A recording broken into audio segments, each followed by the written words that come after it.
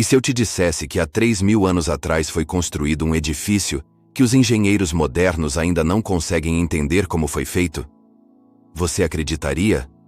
30 metros de altura. 27 toneladas de ouro puro só nas paredes internas. Colunas de bronze de 8 metros, pesando 34 toneladas cada uma. Paredes inteiras revestidas em cedro importado do Líbano. Pisos de cipreste polido. Querubins gigantes de 4,5 metros folheados a ouro. O Templo de Salomão não foi apenas um edifício religioso. Foi a construção mais cara, mais grandiosa e tecnicamente mais avançada do mundo antigo. Levou 7 anos para ficar pronto. Consumiu mais ouro do que qualquer outra estrutura conhecida da época. E aqui está o detalhe que ninguém consegue explicar. As pedras da fundação pesavam até 400 toneladas. Sem guindastes, sem polias de metal, sem rodas apropriadas. Como blocos desse tamanho foram cortados, transportados e encaixados com precisão milimétrica há 3.000 anos? Engenheiros modernos olham para os números e ficam sem resposta. Porque não era apenas grandioso. Era impossível. Nesse vídeo, você vai descobrir as técnicas, os materiais e os segredos por trás da obra mais impressionante da antiguidade. E no final vai entender por que até hoje ninguém conseguiu replicar o que Salomão construiu. O primeiro problema era simples de entender, mas brutal de resolver. Para criar a fundação do templo, Salomão não queria pedras comuns. Ele queria as maiores pedras já cortadas em Israel. 1 Reis, capítulo 5, versículo 17. Usa uma expressão específica: pedras grandes e pedras caras. Arqueólogos que estudaram a plataforma do segundo templo, construído depois no mesmo local, encontraram blocos de mais de 400 toneladas. 400 toneladas é o peso de 60 elefantes adultos. Agora imagine cortar isso de uma montanha. Sem dinamite, sem serras elétricas, sem nada moderno. 80.000 homens foram designados apenas para essa tarefa: cortar pedras. Eles trabalhavam em pedreiras espalhadas pelas montanhas ao redor de Jerusalém. Acordavam antes do sol nascer, caminhavam até as áreas de extração e começavam o trabalho mais perigoso da obra. Porque você não simplesmente bate na rocha até ela quebrar. Não quando precisa de precisão. Não quando cada bloco precisa encaixar perfeitamente no templo. E principalmente não quando há uma regra que muda tudo. Nenhum som de ferramenta de ferro podia ser ouvido no canteiro de obra. Isso está em 1 Reis, capítulo 6, versículo 7. Significava que as pedras tinham que sair prontas das pedreiras. Cada corte, cada ângulo, cada superfície, tudo feito longe do templo. A técnica usada era ancestral, mas genial. Primeiro, os cortadores identificavam onde queriam rachar a rocha. Riscavam linhas usando pedras mais duras que o calcário. Depois abriam buracos pequenos e profundos ao longo dessas linhas. Inseriam cunhas de madeira seca. E então jogavam água. A madeira absorvia a água e inchava. A pressão aumentava. E depois de horas, às vezes dias, a rocha rachava exatamente onde planejaram. Sem explosivos. Sem ruído de martelos batendo em cinzéis de metal. Apenas o som surdo da pedra se partindo. Mas cortar era só a primeira parte. Cada bloco precisava ser moldado, alisado, medido. Isso exigia outro tipo de trabalhador. Homens experientes que sabiam ler as marcas dos arquitetos, porque não havia desenhos detalhados em papel. As instruções vinham gravadas nas próprias pedras. Símbolos que indicavam onde aquele bloco específico seria colocado no templo. Se errasse, o bloco não serviria. 400 toneladas de pedra viravam lixo. O trabalho nas pedreiras não era apenas difícil, era mortal. Desabamentos aconteciam. Blocos mal calculados rolavam montanha abaixo, esmagando quem estivesse no caminho. Não havia equipamento de segurança. Não havia hospitais próximos. Se você se machucava gravemente, suas chances de sobreviver eram mínimas. E mesmo assim, 80.000 homens acordavam todo dia e voltavam para aquelas montanhas. Por quê? Porque para os israelitas, em sistema de turnos, era trabalho pago, com direito a voltar para casa. Para os cananeus, em trabalho forçado, não havia escolha. 1 Reis capítulo 9, versículo 21. Diz que Salomão os sujeitou a trabalhos forçados que duram até os dias de hoje. Eles cortavam pedras ou enfrentavam punição. Mas cortar a pedra era só o começo do problema, porque depois vinha a parte que matava mais gente que qualquer outra. Como você move 400 toneladas de pedra por quilômetros de montanha sem máquinas? Imagine a cena. Uma corda arrebenta sob a pressão. A pedra para de repente. Homens à frente caem. Outros ficam presos embaixo do bloco sem chance de escapar. Acidentes assim não eram raros. Eram parte da rotina brutal desse trabalho. Porque o segundo desafio era pior que o primeiro. Você já cortou a pedra. Ela está pronta, perfeitamente moldada. Agora precisa levá-la até Jerusalém. E ela pesa 400 toneladas. Como você move isso? 70.000 homens foram designados exclusivamente para carregar. Não cortavam. Não construíam. Só transportavam. E a técnica que usavam parecia simples no papel, mas era infernal na prática. Rampas de terra. Eles construíam rampas gigantescas de terra compactada, subindo e descendo as montanhas. A pedra era colocada sobre troncos de árvore grossos que funcionavam como rolos. Cordas de fibra vegetal, grossas como braços humanos, eram amarradas ao redor do bloco. E então, começava o trabalho mais brutal da obra. Puxar. Centenas de homens seguravam as cordas. Um supervisor gritava comandos ritmados para que todos puxassem ao mesmo tempo. Puxar. Parar. Reposicionar os troncos que ficaram para trás. Puxar de novo. A pedra se movia centímetros. Às vezes apenas alguns dedos por vez. Um bloco de 400 toneladas podia levar semanas para percorrer 5 quilômetros. E durante todo esse tempo, os homens dormiam ao lado da pedra. Comiam ali. Não largavam até ela chegar ao destino. Mas aqui está o detalhe que faz tudo pior. As cordas não eram eternas. Fibras vegetais aguentam peso, mas têm limite. Sob pressão constante, elas começavam a se desgastar. Fios se rompiam um por um. E quando a corda finalmente cedia, não era só ela que ia embora. O peso se redistribuía de forma violenta. Homens eram arremessados para a frente, outros ficavam presos. A pedra sem controle, às vezes deslizava para trás, esmagando quem estivesse no caminho. Não havia seguro. Não havia indenização para a família. Você morria e outro homem tomava seu lugar na corda no dia seguinte. Os israelitas que trabalhavam em turnos tinham uma vantagem. 1 mês puxando pedras, 2 meses em casa. Eles aguentavam porque sabiam que ia acabar. Mas os cananeus, em trabalho forçado, não tinham essa esperança. Eles puxavam até a obra terminar. 7 anos. Alguns não sobreviveram aos primeiros meses. Exaustão. Ferimentos. Doenças causadas por dormir ao relento. A mortalidade entre os carregadores era a mais alta de toda a obra. E mesmo assim o trabalho não parava porque Salomão tinha prazos a cumprir. Agora vem a parte impressionante. Quando a pedra finalmente chegava ao canteiro de obras em Jerusalém, ela não podia ser tocada. Lembra da regra? Nenhum som de ferramenta de ferro. Isso significava que o trabalho de posicionamento tinha que ser perfeito. Se a pedra estivesse um dedo fora do lugar, não dava para bater com martelo e ajustar. Você teria que puxar ela de volta, reposicionar os rolos, tentar de novo. Por isso, os supervisores eram implacáveis. Mediam tudo. Conferiam cada ângulo. E se algo estava errado, a culpa caía sobre os carregadores. Punições eram severas, chicotadas, redução de ração, às vezes coisa pior. Mas transportar pedras gigantes não era o único problema impossível. 200 quilômetros separavam Jerusalém das florestas do Líbano. E Salomão precisava de milhares de troncos de cedro.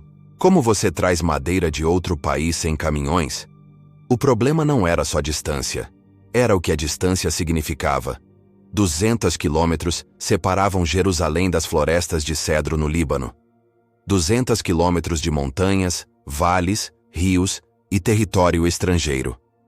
E Salomão precisava de milhares de troncos. Cedro era a madeira mais nobre do mundo antigo, resistente, aromática, quase indestrutível, usada por reis para construir palácios e templos. Mas crescia apenas nas montanhas libanesas. Israel não tinha. Então Salomão fez o que qualquer líder faria. Comprou. A negociação com Irão, rei de Tiro, está registrada em 1 Reis, capítulo 5, versículos 6 a 11. Irão forneceria os lenhadores especializados e todo o cedro necessário. Em troca, Israel pagaria 20.000 coros de trigo por ano. Isso equivale a mais de 4 milhões de litros. E mais 20.000 batos de azeite. Outros 2 milhões de litros. Era um acordo comercial absurdamente caro. Mas Salomão não tinha escolha. Sem cedro, não havia templo. 10.000 israelitas foram designados para trabalhar no Líbano. Mas eles não ficavam lá o tempo todo. 1 Reis, capítulo 5, versículo 14, explica o sistema. 1 mês no Líbano, 2 meses em casa. Adoniram era o supervisor responsável por organizar os turnos. Todo mês, 10.000 homens subiam para as montanhas libanesas. Trabalhavam ao lado dos lenhadores sidônios, que eram especialistas. Derrubavam cedros gigantescos que tinham séculos de idade. Depois cortavam os troncos em tamanhos transportáveis. E então vinha a parte mais complicada: levar isso até Israel. O transporte era dividido em 2 etapas. Primeira etapa: por mar. Os troncos eram amarrados uns aos outros, formando jangadas enormes, empurradas e guiadas por barcos menores. Essas jangadas flutuavam pelo mar Mediterrâneo até o porto de Jope, que hoje é parte de Tel Aviv. A viagem levava dias. Tempestades eram comuns. Às vezes as cordas arrebentavam e troncos se perdiam no mar. Mas era o jeito mais rápido de mover madeira pesada por longas distâncias. Segunda etapa: por terra. De Jope até Jerusalém são cerca de 60 quilômetros. Parece pouco, mas cada tronco de cedro pesava toneladas. Eles usavam a mesma técnica das pedras. Troncos menores como rolos, cordas, centenas de homens puxando. A diferença é que madeira é mais frágil que pedra. Se você deixasse o cedro arrastar no chão, ele arranhava, rachava, perdia a qualidade. Então o cuidado tinha que ser dobrado. E o tempo muito maior. Um único tronco podia levar semanas para chegar. Os homens que faziam esse trabalho dormiam ao relento. Comiam rações básicas de pão, lentilhas e água. Muitos adoeciam. Febres, infecções, exaustão. Não havia médicos especializados. Se você ficasse doente demais para trabalhar, era substituído. E se morresse, sua família recebia a notícia semanas depois, quando seu turno terminasse e você não voltasse para casa. Era um sistema brutal, mas eficiente, porque no final das contas, o cedro chegava. E cada tronco que entrava em Jerusalém era uma peça a mais do quebra-cabeça mais grandioso já construído. Mas trazer pedras e madeira era apenas metade do desafio, porque havia uma regra que tornava tudo 10 vezes mais difícil. Uma regra que ninguém podia quebrar. E se quebrasse, a punição era imediata e severa. Como você constrói em silêncio absoluto? Pense no que aconteceria se um trabalhador batesse um martelo na pedra por acidente. O som ecoaria pelo canteiro. Supervisores viriam correndo. Não importaria a desculpa. A punição seria imediata e severa, porque havia uma regra acima de todas as outras. Uma regra que tornava a construção do templo diferente de qualquer obra já feita. Nenhum som de ferramenta de ferro podia ser ouvido no canteiro.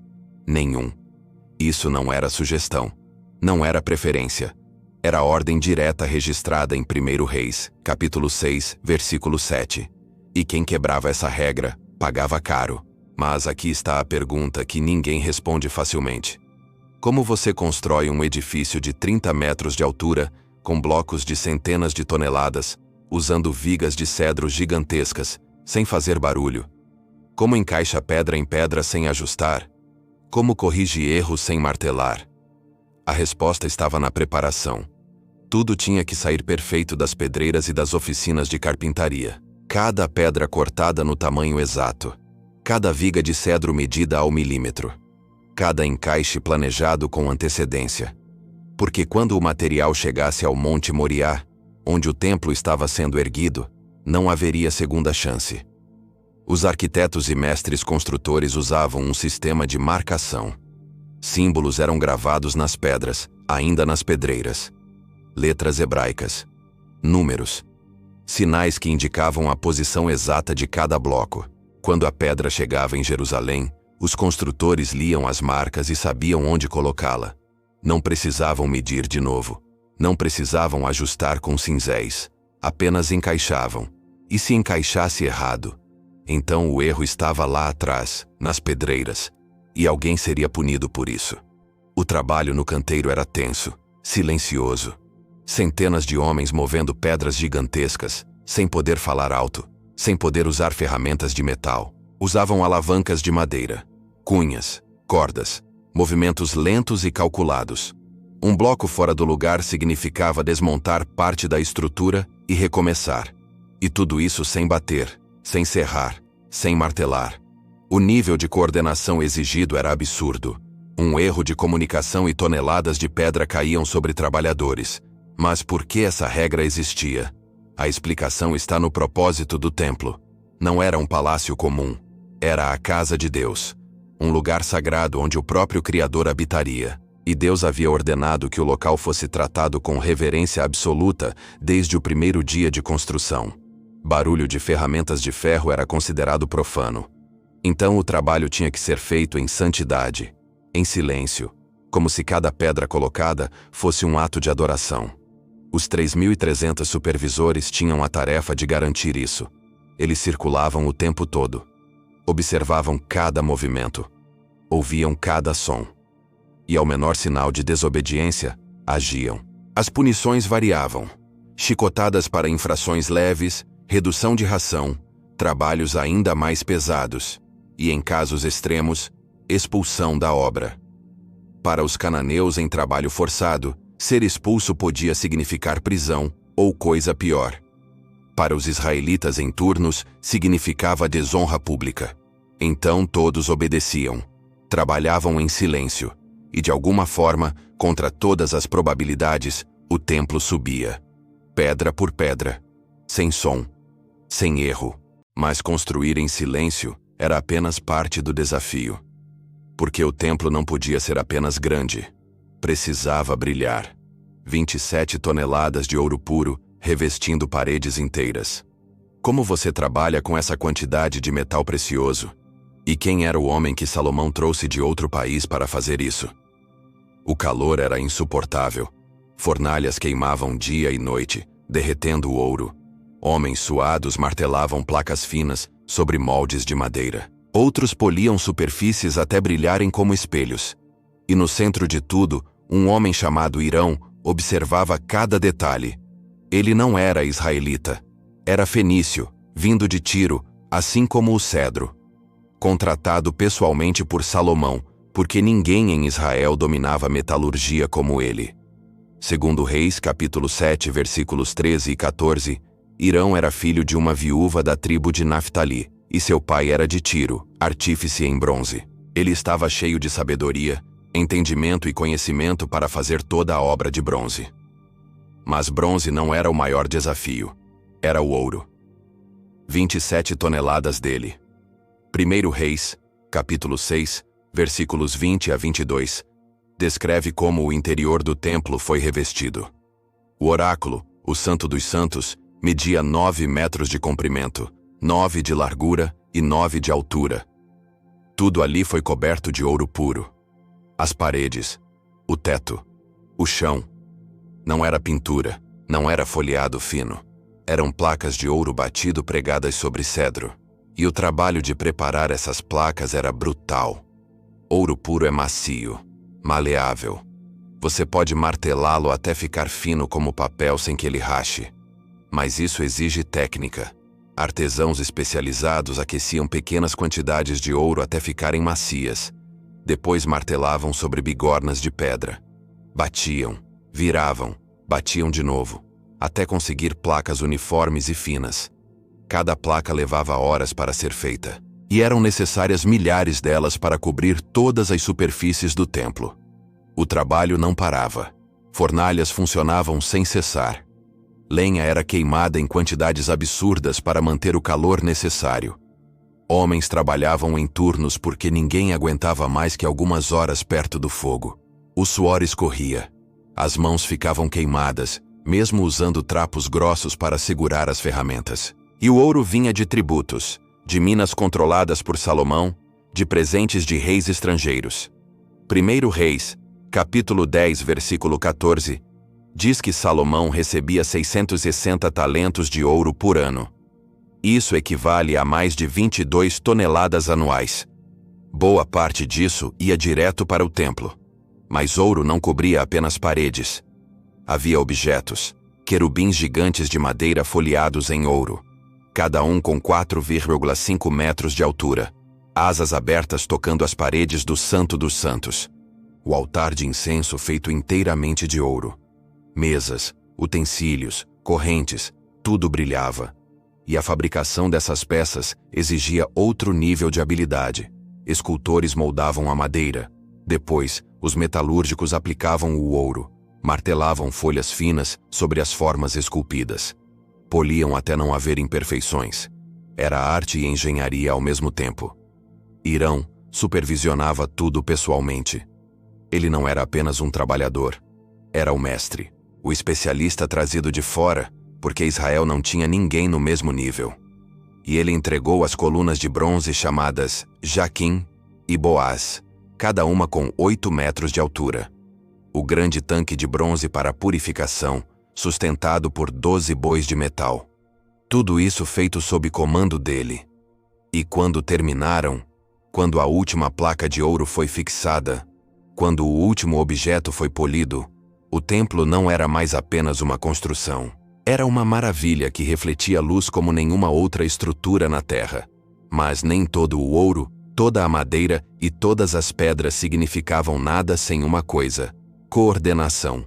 Como você organiza 150 mil trabalhadores espalhados por diferentes lugares, fazendo tarefas diferentes?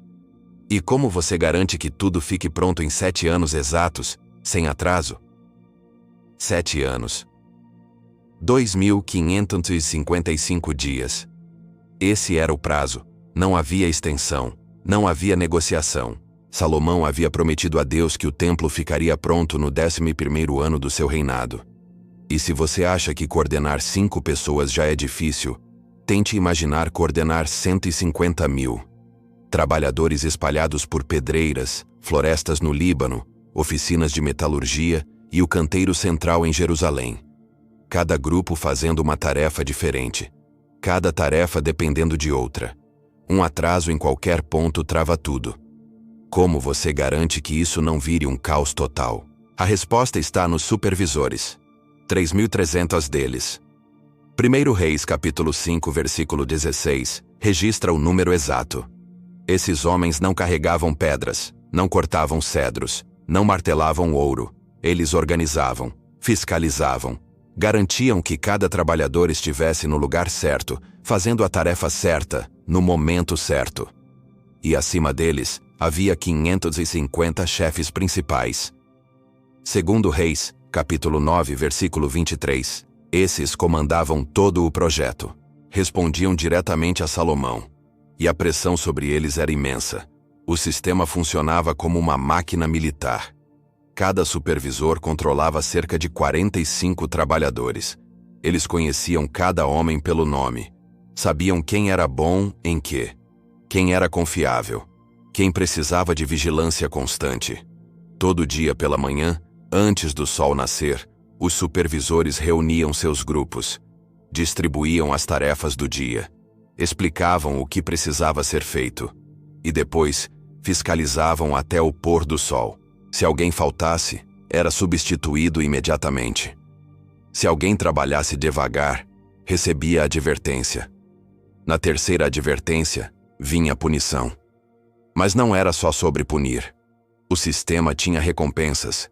Israelitas que completavam seus turnos de um mês recebiam pagamento em trigo, azeite e vinho, suficiente para sustentar a família pelos 2 meses seguintes em casa. Alguns supervisores ofereciam porções extras para equipes que terminavam mais rápido. Isso criava competição saudável. Grupos queriam ser os melhores, trabalhavam com mais empenho, e a obra avançava. Agora vem o detalhe que impressiona. Nos 7 anos de construção, nenhum grande desastre parou o projeto. Não houve revolta dos trabalhadores. Não houve guerra que desviasse recursos. Não houve praga que matasse milhares. A obra seguiu. Pedra após pedra. Viga após viga. Placa de ouro após placa de ouro. E no 8º mês do 11º ano de Salomão, exatamente como planejado, a última peça foi colocada. O templo estava pronto. A inauguração aconteceu meses depois, durante a festa dos tabernáculos. 1 Reis, capítulo 8, descreve a cena. Todo Israel se reuniu. Sacerdotes carregaram a arca da aliança para dentro do Santo dos Santos. Salomão orou publicamente, pedindo que Deus habitasse ali. E então aconteceu algo que ninguém esperava. Uma nuvem encheu o templo. Não era névoa comum. Era a glória de Deus, tão densa, tão intensa, que os sacerdotes não conseguiam ficar de pé. 1 Reis, capítulo 8, versículos 10 e 11, dizem que eles não podiam permanecer para ministrar por causa da nuvem, porque a glória do Senhor encheu a casa. 150.000 homens haviam trabalhado para aquele momento. Muitos tinham morrido nas pedreiras, esmagados por blocos. Outros morreram puxando cordas que arrebentaram. Alguns sucumbiram ao calor das fornalhas de fundição. Mas os que sobreviveram estavam ali, vendo com os próprios olhos o lugar que eles construíram com as mãos, agora abrigava a presença do próprio Deus. E Salomão celebrou sacrificando 22.000 bois e 120.000 ovelhas. 1 Reis, capítulo 8, versículo 63. Números que demonstravam a magnitude do que acabara de ser realizado. A obra mais impossível da antiguidade, concluída. Um edifício que desafiou todas as limitações da engenharia antiga, que exigiu 150.000 trabalhadores, que consumiu 27 toneladas de ouro, que levou 7 anos de trabalho brutal, que matou centenas, talvez milhares, mas que no final se tornou o lugar mais sagrado da terra. E você acabou de descobrir como isso foi possível. Se esse vídeo te impressionou, se você ficou impactado com o que 150.000 homens conseguiram fazer há 3.000 anos, deixa seu like agora. Compartilha esse vídeo com alguém que precisa conhecer essa história. E se inscreve no canal para não perder os próximos vídeos sobre os maiores mistérios da antiguidade. Clique agora no vídeo que está aparecendo na tela e descubra como essa tragédia aconteceu.